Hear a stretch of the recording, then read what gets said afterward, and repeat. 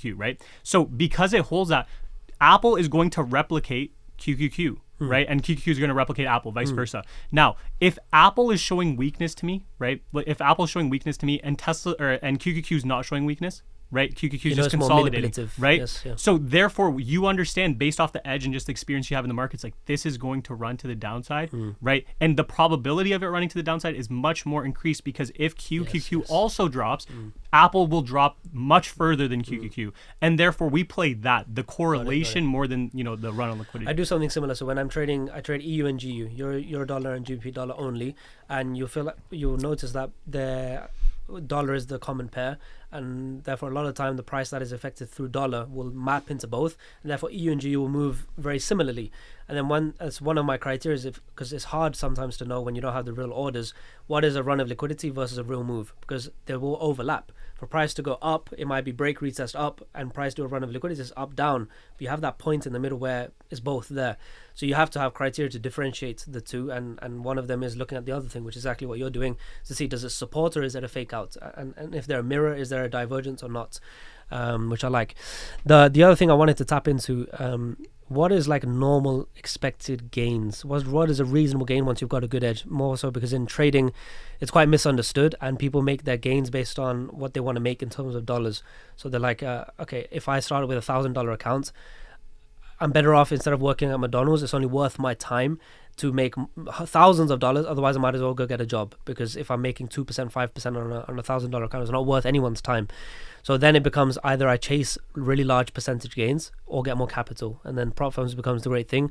And usually what people will start to expect is like 10% a month is the norm, which is quite high actually, because that became the prop firm barrier. To pass an evaluation, you needed 10%. So that problem was solved of capital, but then it became a thing of you got to make too much returns.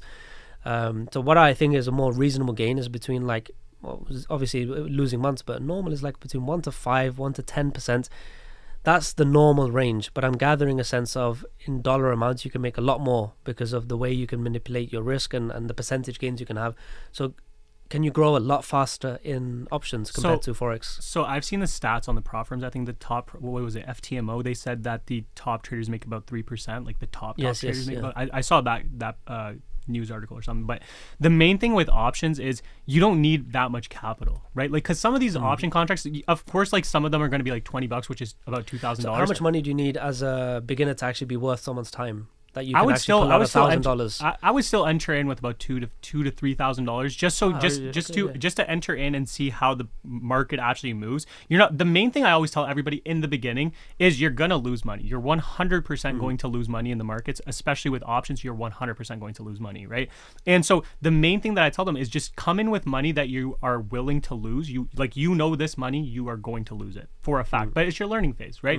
And because of that, that $2,000. I've seen people, for example, you were asking about the dollar value, right? Like how much you can expect it. I've seen people come in with $2,000 and turn it to $60,000. I've seen people lose $2,000 in like literally 10 minutes, right? So that's the thing with options, right? It's the volatility in options. For me personally, like on average right now, like I'm probably having anywhere from $50,000 to $80,000 months on average currently, but with $100,000 of capital. $100,000 of capital, but I don't use the $100,000 of capital on every trade. I use probably much less than that. I probably use on average $30,000 on an average. So trade. You're doing a 1 to 2, 57% win rate, but your dollar percentage, again, your initial capital is vastly disproportionate to what it could be in Forex. Exactly. Oh, yeah. Exactly. That's I was hunting for the answer of why did you